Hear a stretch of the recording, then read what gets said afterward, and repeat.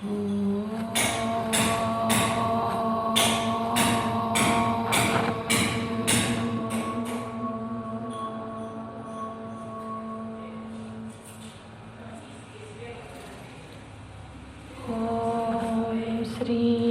गणेशाय नमः। ओम श्री सरस्वत्यै नमः। ओम श्री गुरुभ्यो नमः। गुरुर्ब्रह्मा गुरुर्विष्णुः गुरुर्देवो महेश्वरः। गुरुः साक्षात् परं ब्रह्म। तस्मै श्री गुरवे नमः। तस्मै श्री गुरवे नमः। ओम श्री परमात्मने नमः। साथ साथ पाठ करेंगे। अर्जुन उवाच ध्यायसि चेत् कर्मणस्ते मत्ता बुद्धिर्जनार्दन तत् किं कर्मणि घोरे मां नियोजयसि केशव। व्यामिश्रेणेव वाक्येन बुद्धिं मोहयसीव मे। तदेकं वद निश्चित्य येन श्रेयोऽहमाप्नुयाम्।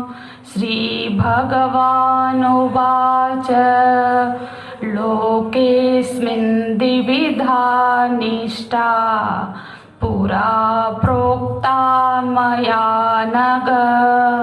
ज्ञानयोगेन साङ्ख्यानां कर्मयोगेन योगिनां न कर्मणां मनारम्भात् नैष्कर्म्यं पुरुषोऽश्नुते।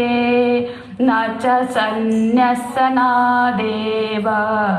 सिद्धिं समधिगच्छति। सिद्धिं समधिगच्छति।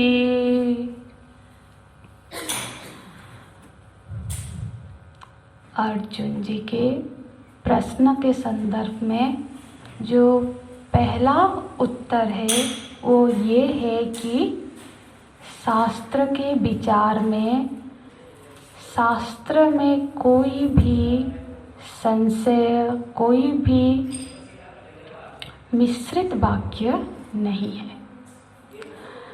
मनुष्य का जो अंतर की जो उनकी स्थिति है, मनुष्यों की जो अंदर की उनकी जो स्थिति कहो या फिर उनकी जितनी अंदर उनकी जैसी प्रोग्रेस है, हाँ, उस हिसाब से शास्त्रों ने उनको साधनाएं बताई है। जैसे कि कोई व्यक्ति है, कोई साधक है, हम साधक की ही चर्चा कर रहे हैं। कोई साधक है जिसमें अब वैराग्य की कमी है, माने शिथिलता है, अभी भी वासनाएं अंदर भरपूर है, वासनाओं से वो ग्रसित है। और वैराग्य की शिथिलता है। शिथिलता है मतलब ऐसा नहीं कि पूरा वैराग्य है नहीं, कुछ चीज़ों में वैराग्य आ गया है और बहुत सारे चीज़ों में अभी भी आसक्ति बनी हुई है। और वो मुमुक्षता का भी शिथिलता है। मुमुक्ष मतलब मोक्ष भूयात इच्छा। जब मोक्ष की इच्छा प्रबल हो तभी जाके वो अधिकारी बनता है। अब हम लोग भी अपना अपना परीक्षण कर सकते हैं कि क्या हमारे अंदर मोक्ष प्राप्त करने की इच्छा तीव्र है। देखो, हम बहुत सत्कर्म करते हैं तो वहाँ पे भी हम यदि अपना खुद का परीक्षण करें हम स्वर्ग पाना चाहते हैं। जैसे कि स्वर्ग में क्योंकि भोग की और ज़्यादा भोग है वहाँ, यहाँ जितना भोग है, हम अच्छे कर्म करते हैं कि हम अच्छे यज्ञ अनुष्ठान करेंगे, सत्कर्म करेंगे कि हमको अच्छा लोक मिल जाए। तो वो भी एक कामना है लोक प्राप्त करने की, ताकि क्योंकि हम अपने को बचाए रखे हैं, हम अच्छे लोक में जाएंगे मतलब हम रहेंगे तभी तो जाएंगे ना। हम अपने को नहीं मिटाना चाहते हैं, हम स्वर्ग में चले जाएंगे। तो हमारी जो यहाँ भौतिक सुख सुविधाएं है वो और भी बढ़ जाएगी। इसलिए हम सत्कर्म करते हैं, दान धर्म पूजा पाठ करते हैं। या फिर हम ऐसा चाहते हैं कि हम वैकुंठ में चले जाए। कोई भक्त है तो वो भगवान की सानिध्य प्राप्त करना चाहता है, तब भी वो अपने को बचाए रखता है। मोक्ष मतलब जहाँ हम ब्रह्म ही है, ये जो अब मैं मान बैठे उसकी फिर वहाँ कोई अस्तित्व नहीं है। तो क्या हम अभी अपने अस्तित्व को मिटाने के लिए पूरी तरह से तैयार है? क्या हमारे अंदर मोक्ष प्राप्ति की वो जो कामना, वो मुमुक्षुत्व, वो कितना प्रबल है, वो खुद हम अपने आप को परीक्षण कर सकते हैं। तो ऐसे जो साधक है जिसमें अभी मुमुक्षुता शिथिल है, जिसमें अभी वासनाएं भरी हुई है या फिर कुछ हद तक वासनाएं है, तो उनके लिए शास्त्रों में उपदेश किया गया कर्म योग की, जिसको हम योग बुद्धि, गीता जी के भाषा में योग बुद्धि। यहाँ प्रश्न का मूल था सांख्य बुद्धि और योग बुद्धि में जो मिश्रित वाक्य लग रहा था अर्जुन जी को। तो पहले क्योंकि कल पिछले कक्षा में भी एक प्रश्न आया था, तो मैंने सोचा कि एक सांख्य बुद्धि और योग बुद्धि के बारे में एक बार हम सबकी एक मत बन जाए, एक समझ बन जाए। क्योंकि द्वितीय अध्याय में हो सकता है कुछ लोगों ने श्रवण पूरा ना किया हो, जिन्होंने किया होगा तो फिर तो उसमें तो हमने बहुत डिटेल में व्याख्या की गई थी। सांख्य बुद्धि, देखो भगवान ने कहा ऐसा ते अभिहिता सांख्य बुद्धि योगम तु न सुनो। ये जो बुद्धि शब्द है, बुद्धि शब्द दोनों में लगता है, सांख्य बुद्धि योग बुद्धि, ठीक है। सांख्य बुद्धि, बुद्धि का अर्थ है, बुद्धि माने क्या? बुद्धि माने एक प्रमा, एक समझ, एक ज्ञान, उसको हम बुद्धि कहते हैं। तो सांख्य बुद्धि माने क्या? गीता जी के संदर्भ में सांख्य का, नीरज जी उसको बोले कि आधा घंटा और कुछ कर ले। तो जो सांख्य है, सांख्य का अर्थ गीता जी के संदर्भ में रह के चिंतन करेंगे तो जो ब्रह्म ऐक्य बोध को ही यहाँ सांख्य कहा गया है। हाँ, माने अहम की ब्रह्मता का निरूपण हो जाना, ये जो प्रमा है, ये जो बुद्धि है, उसको कहा गया सांख्य बुद्धि। अहम माने जो मैं जो है, जो आत्मा है, वही ब्रह्म है। तो ये समझ हमारी बन जाएगी, इसका अर्थ हुआ कि ये सांख्य बुद्धि हमको प्राप्त हो गया, ठीक है। और गीता जी में कुछ और तीन तरह का सांख्य को 3 तरह से व्याख्या की गई है। एक तो वो बुद्धि जो अपने को, मतलब आत्मा तत्व को, अहम को ब्रह्म ही बताती है, ब्रह्म ही है, ये बोध हो जाए तो वो सांख्य बुद्धि है। दूसरा, ये जो चिंतन प्रक्रिया है जिसमें केंद्र में ब्रह्म ऐक्य बोध है, आत्मा और ब्रह्म की एकता का जो चिंतन प्रक्रिया है, उसको भी सांख्य कहा गया। और तीसरा, जो इस स्थिति में पहुंच गया उसको भी सांख्य कहा गया। माने जो अब अपने स्वरूप में अवस्थान कर गया उसको भी सांख्य कह गया।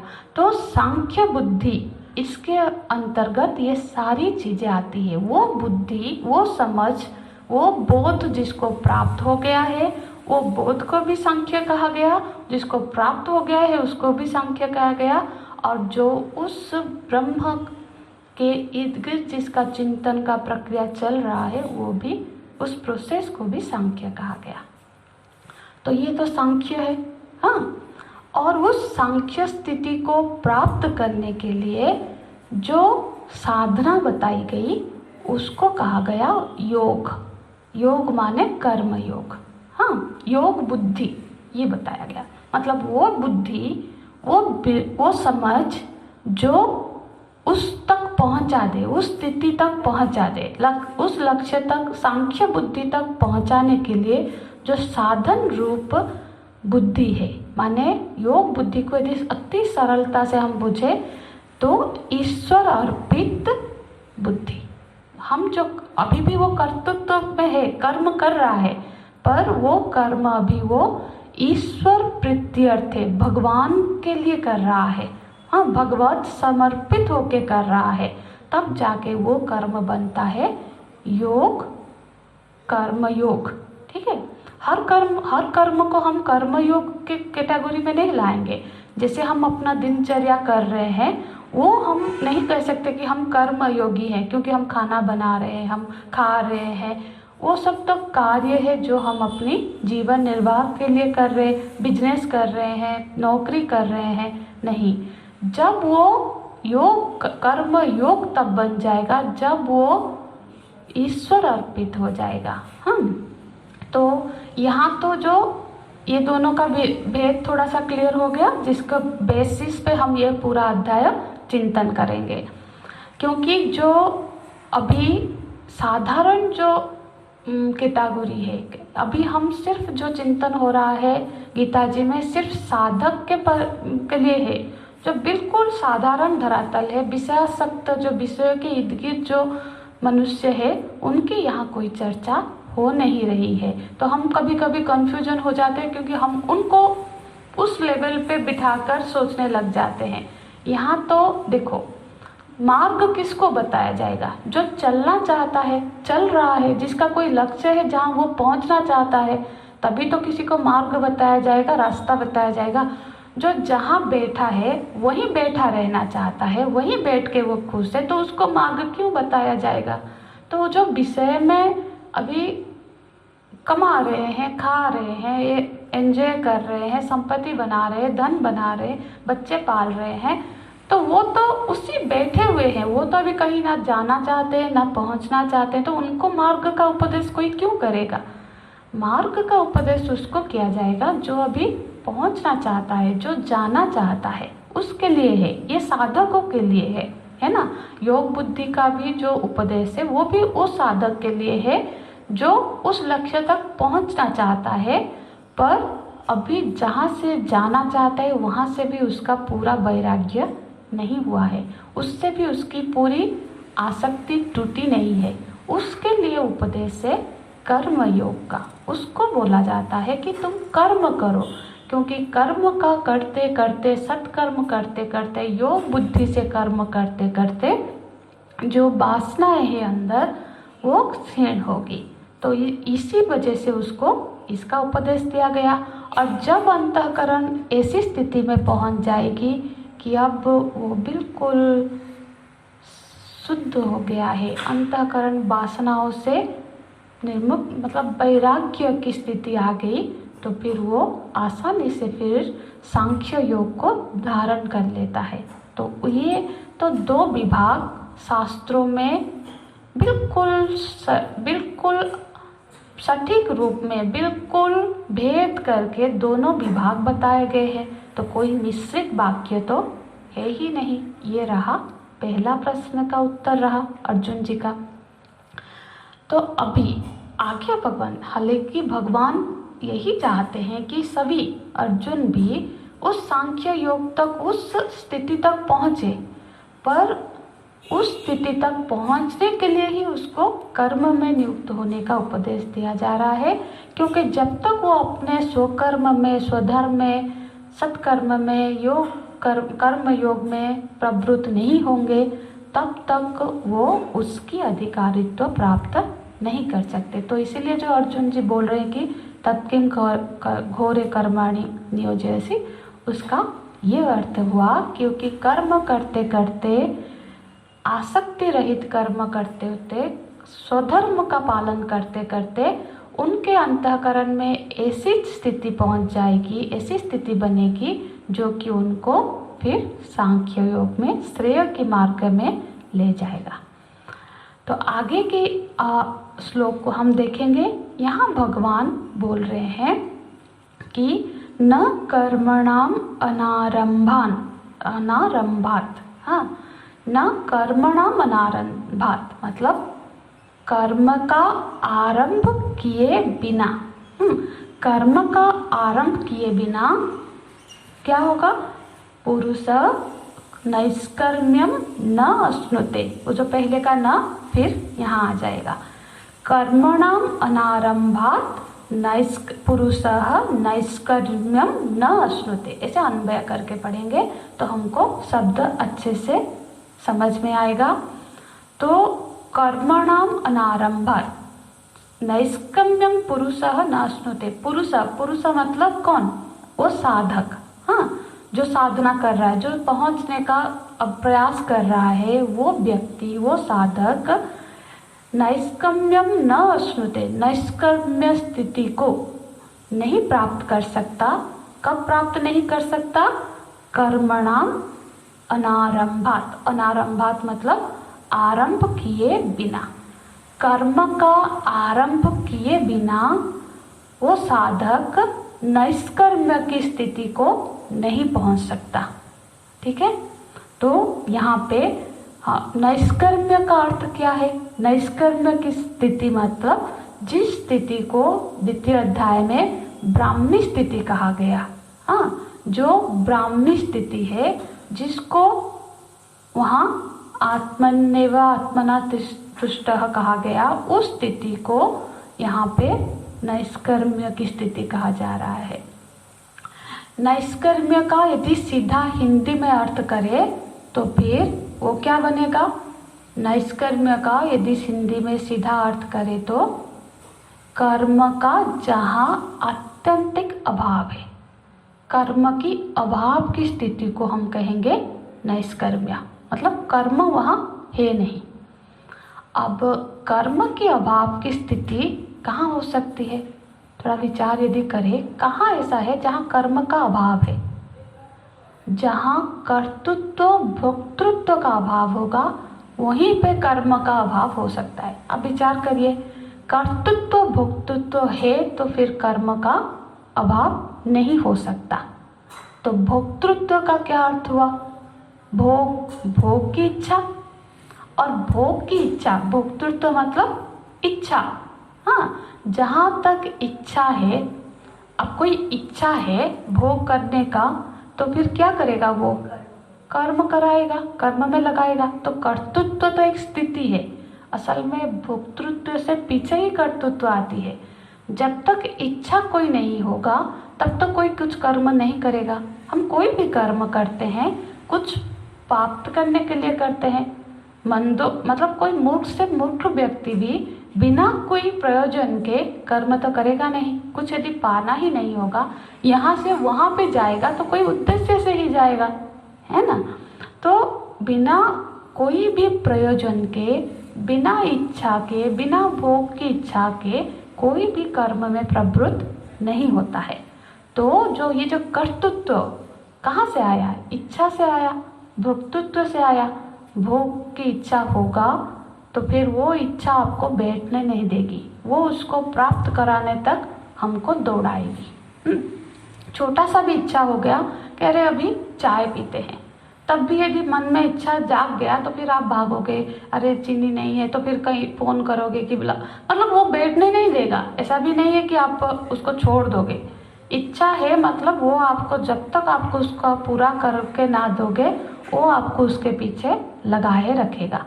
तो फिर हम जो नैष्कर्म्य स्थिति की चिंतन कर रहे हैं तो फिर वो कैसी स्थिति हो गई, इच्छा विहीन स्थिति, एक ऐसी स्थिति जहाँ इच्छा ना हो। यही तो हुआ, फिर इच्छा नहीं होगा तभी तो कर्म नहीं होगा, क्योंकि इच्छा है तो कर्म है।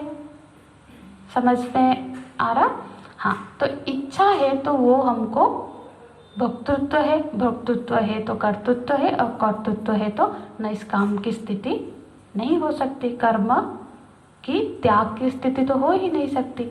यदि आप लोग को द्वितीय अध्याय का स्मरण होगा तो फिर द्वितीय अध्याय में 55वां शायद श्लोक है, प्रजहाति यदा कामान, हाँ, पार्थो मनोगतान। वहाँ पे देखो, प्रजहाति यदा कामान, सारे कामनाओं का त्याग कब संभव है?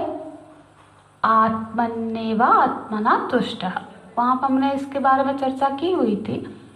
अब सोचो, इच्छा की अभाव की स्थिति को हम नैष्कर्म्य में बोलेंगे। अब थोड़ा विचार यदि हम करें तो इच्छा कहाँ नहीं होगी, किस में इच्छा नहीं होगी? जड़ वस्तु में नहीं होगी, जिसमें जीवन नहीं है। सजीव और निर्जीव दो तरह की वस्तुएं होती है। जड़ वस्तु मतलब जिसमें कोई प्राण नहीं है, तो जड़, ये चेयर है, टेबल है, इसमें कोई इच्छा थोड़ी ना है, इसमें तो कोई इच्छा नहीं है।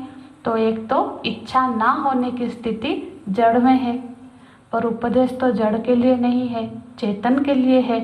तो चेतन में, चेतन तत्व में, या फिर जो चेतन व्यक्ति है उसमें इच्छा रहित स्थिति कब प्राप्त हो सकती है? ये श्लोक है ना, प्रजहाति यदा कामान, कैसे उस, हाँ, आत्मनि आत्मन्नेव तुष्टः। जब कोई अपने आत्म स्वरूप में ही तुष्ट, संतुष्ट हो गया है, माने आनंद में भरपूर हो गया है, तभी ऐसी स्थिति हो सकती है कि अब उसको और कोई इच्छा ना हो। क्योंकि जो इच्छा है, कुछ पाने की इच्छा है, कोई खाली पन्ना है, तभी तो कुछ भरने की इच्छा है, आनंद ही तो चाहते हैं। तो आनंद में भरपूर नहीं होगा तभी तो वो किसी चीज़ की इच्छा करता है, उस चीज़ को भरने के लिए।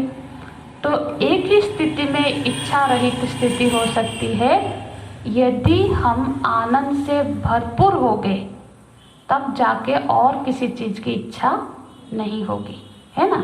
जब तक आनंद से हम भरपूर नहीं है, थोड़ा भी होगा ना और भरने की ही इच्छा होगी। ऐसा नहीं है कि जो लोग के कामना है उसके पास कुछ नहीं है, बहुत कुछ होते हुए भी भागते ही है, बहुत कुछ है पर भागते हैं, पर तृप्ति नहीं है, अंदर एक खालीपना है, अंदर एक, बिना आप बजा ढूंढोगे तब भी आपको नहीं पता चलेगा, पर अंदर एक कमी है जिसके वजह से उसको भरने के लिए कोई सिनेमा देखता है, कोई कुछ ड्रिंक्स कर लेता है, कोई वो सब क्यों करते हैं? उसको भरने के लिए ही करते हैं, क्योंकि अंदर हमको खाली है, अंदर हम खाली है।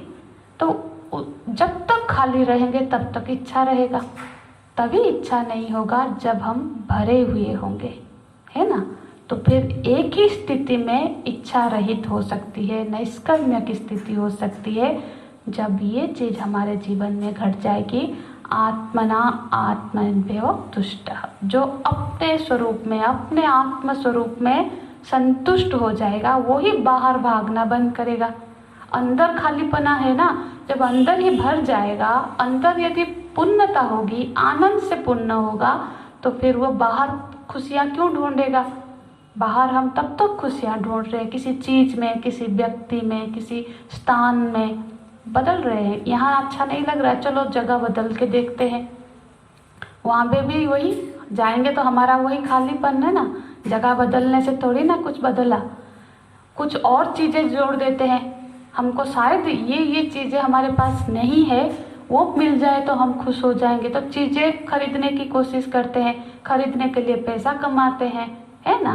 तो चीज़ों में से परीक्षा करके देखते हैं, उससे भी तो फिर कुछ हुआ नहीं, तो फिर कौन सा चीज़ है? जब तक ये खालीपना होगा तब तक ये दौड़, ये कामना हमको दौड़ाती रहेगी, है ना। तो इसका समाधान है जब हम आत्मस्वरूप में, अपने प्रभु जी के शरण में, वहाँ तुष्ट हो जाएंगे, क्योंकि शांति वही है, वही सुख है। आनंद से जो भरपूर हो जाएगा, फिर वो नैष्कर्म्य की स्थिति को प्राप्त होगा, जहाँ और कोई कर्म के लिए संभावना नहीं है।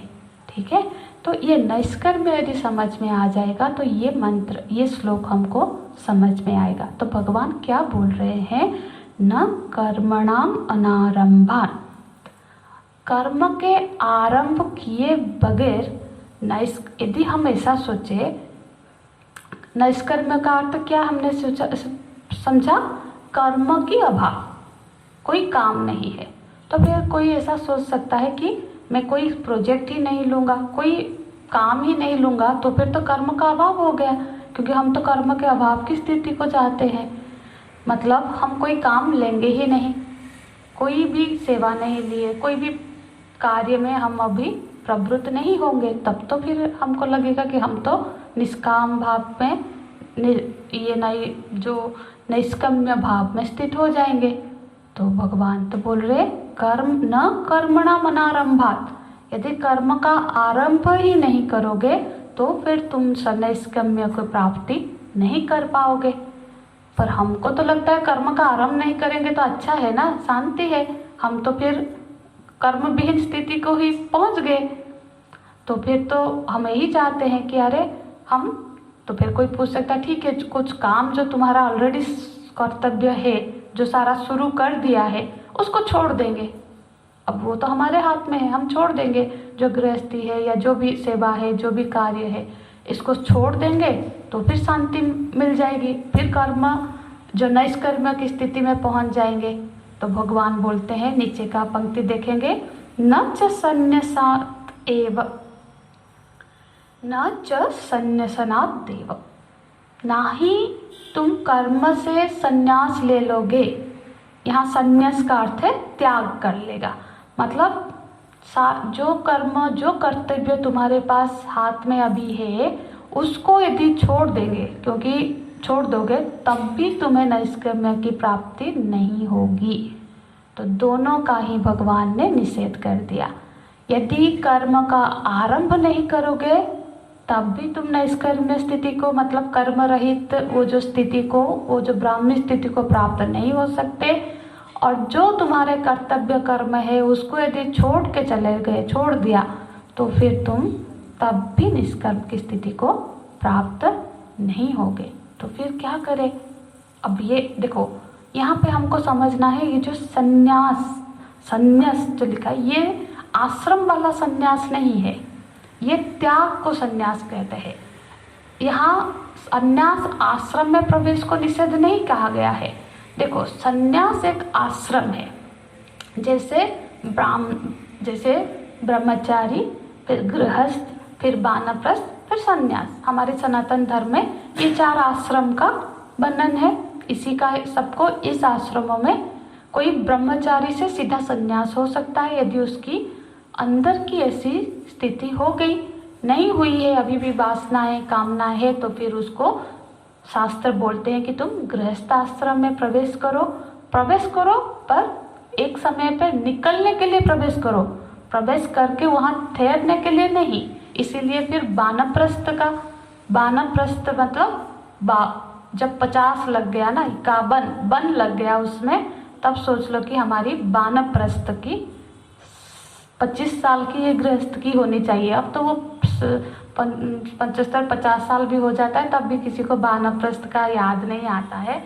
गृहस्थ की सीमा बहुत बढ़ गई है अभी, पर शास्त्र ने ब्रह्मचारी के बाद गृहस्थ में प्रवेश की अनुमति तब तक के लिए दी है, ताकि सदगृहस्थ बन के गृहस्थ आश्रम में अपने कर्तव्य कर्मों का, अपने वासनाओं का शास्त्र विहित कर्म का करके, जैसे शास्त्र ने अनुमति दिया है उस तरह से करके, वैसे करेंगे तभी उससे निकल पाएंगे। यदि हम निषेध कर्म करेंगे तो वो हमको और बांधता जाएगा। हम यदि ज़्यादा बंधे हुए हैं, निकल ही नहीं पा रहे हैं, बच्चों के बाद पोते पोती में भी उलझे हैं, तो कहीं ना कहीं हमने कर्तव्यों के पालन में कोई तो शास्त्र विहित नहीं किया है।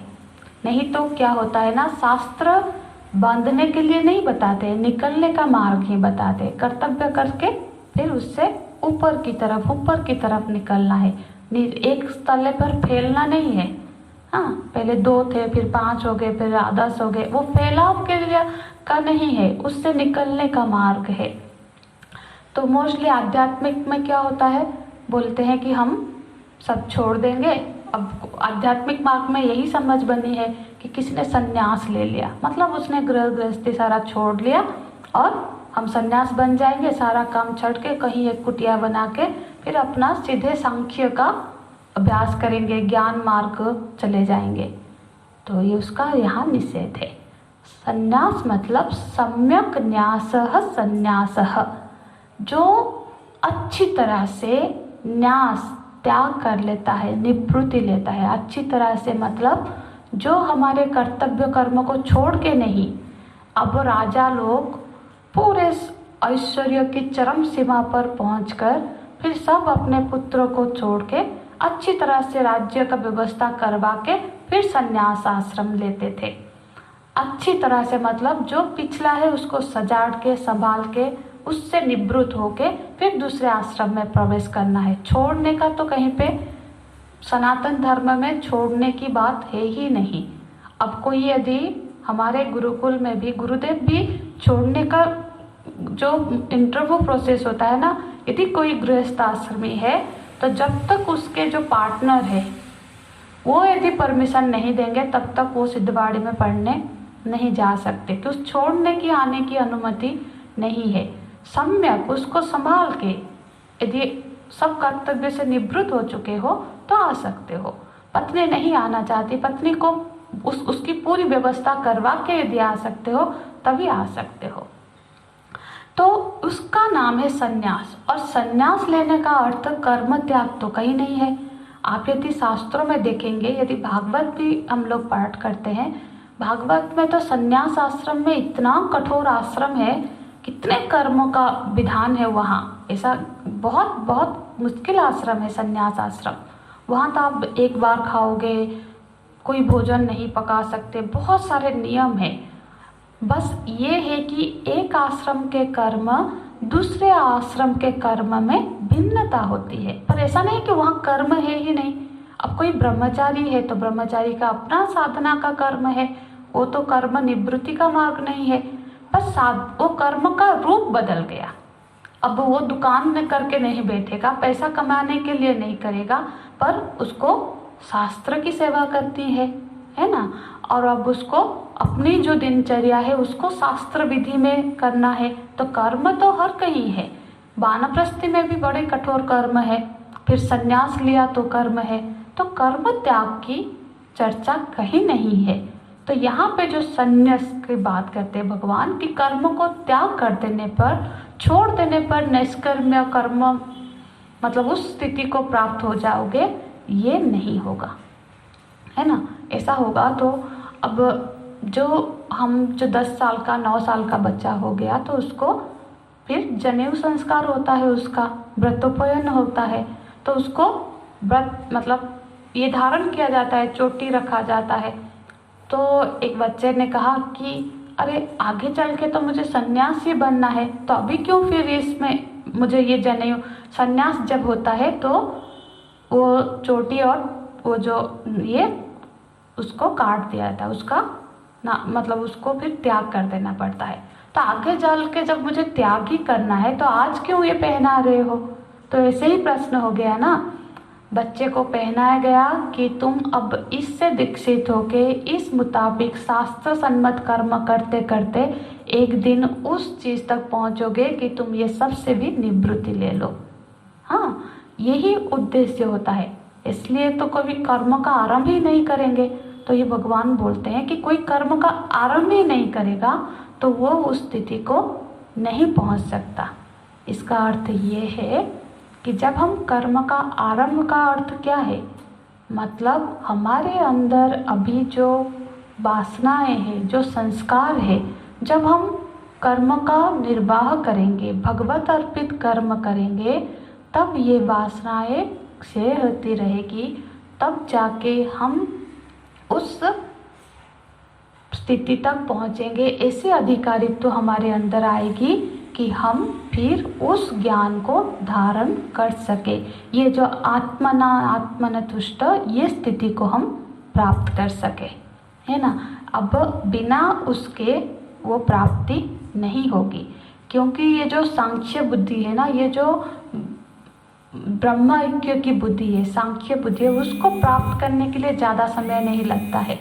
सारे शास्त्र और हमारी जो प्रवृत्ति है वो होगी अपने अंतःकरण को उस चीज़ के लिए तैयार करने के लिए। उसी में हमको टाइम लग रहा है। सारा समय वो अधिकारित्व प्राप्त करने के लिए है। अधिकारित्व प्राप्त हो गया तो फिर तो एक क्षण मात्र की देरी है अपने स्वरूप में अवस्थान की, उसमें समय नहीं लगेगा।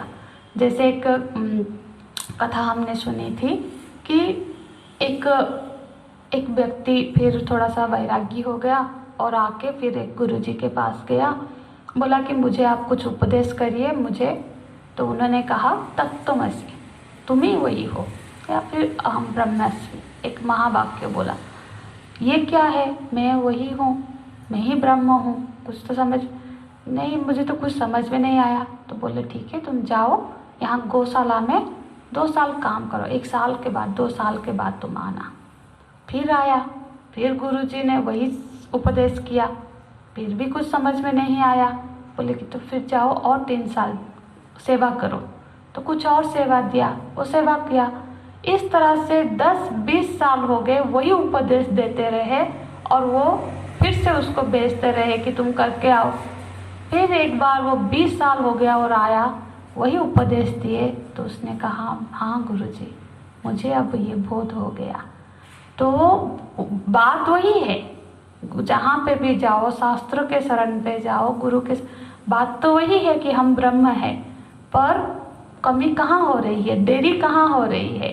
हमारी तैयारी में। जब हमारा अंतःकरण बिल्कुल शुद्ध हो जाएगा, सारे वासनाओं से, सारे संस्कार से मुक्त होके जब वो बिल्कुल आईने की तरह पवित्र शुद्ध हो जाएगा, तो फिर परमात्मा का प्रतिबिंब उसमें बिल्कुल वैसे ही उभर आएगा। तो कमी है हमारे अंतःकरण की तैयारी में। तो यहाँ हमारे अंतःकरण की तैयारी की ही साधना है ये जो कर्म योग। वो अंतःकरण को शुद्ध करने का एकमात्र उपाय यहाँ बताया गया, साधना बताया गया कर्म योग का। यही है योग बुद्धि। ये बुद्धि, ये समझ, इस समझ के साथ हम कर्म में प्रवृत्त हो, ऐसे कर्म में नहीं जो हमको और बांधे जाए। हाँ, मतलब भोक्तृत्व बना होगा और हमने सारा त्याग, कर्म का त्याग कर देंगे, तो फिर तो वो भोक्तृत्व बना ही रह गया अंदर, वो वासनाएं तो रह गई, तो फिर हम भटकाव ही होगा। अब सिर्फ कर्म का त्याग करके बैठ गए, कर्म का त्याग करके बैठ जाने से तो उस नैष्कर्म्य स्थिति का अनुभव नहीं होगा ना। अंदर वो शुद्धता करना है, मतलब वो उसको मांझने का कर्म हमको करना ही होगा। तो यहाँ भगवान यही उपदेश देते हैं, न कर्मणाम अनारंभम नैष्कर्म्यं पुरुषः श्नुते। मतलब कर्म का आरंभ किए बगैर उस नैष्कर्म्य स्थिति को प्राप्त नहीं किया जा सकता।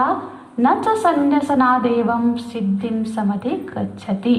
ना ही कर्म का, कर्तव्य कर्म का त्याग कर देने मात्र से वो सिद्धि, वो जो सिद्धि, नीचे में जो सिद्धि लिखा है और ऊपर जो नैष्कर्म्य है, ये दोनों एक ही है।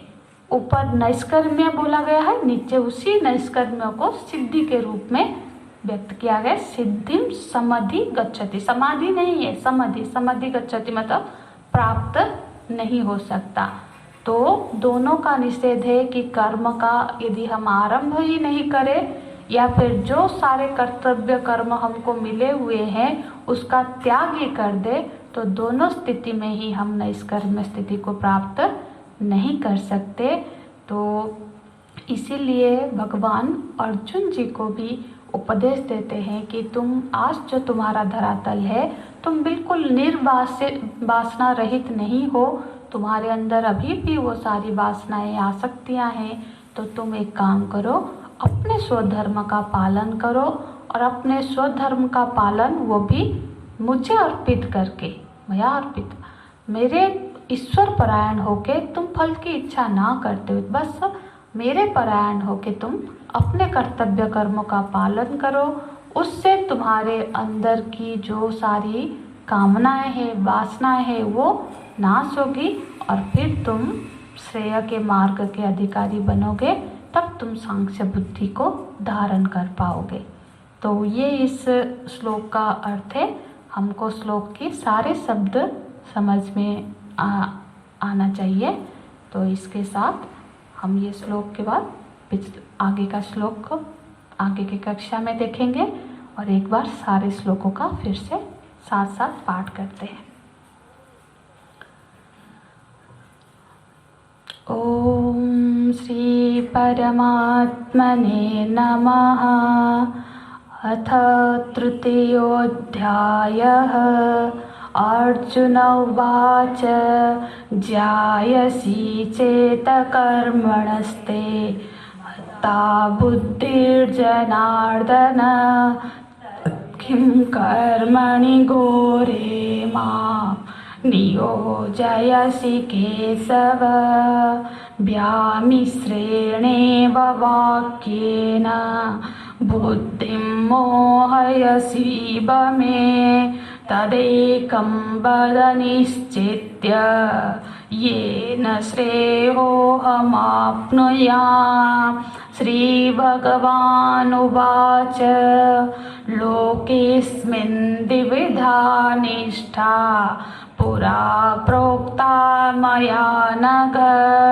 ज्ञानयोगेन साङ्ख्यानां कर्मयोगेन योगिनां न कर्मणामनारम्भात् नैष्कर्म्यं पुरुषोऽश्नुते न च सन्न्यसनादेव सिद्धिं समधिगच्छति।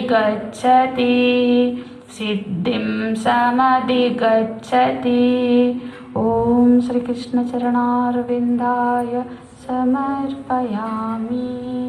हरि ओम। ओम पूर्णमदः पूर्णमिदं पूर्णात् पूर्णमुदच्यते पूर्णस्य पूर्णमादाय पूर्णमेवावशिष्यते। ओम शांति शांति शांति। हरि ओम। श्री गुरुभ्यो नमः। हरि ओम।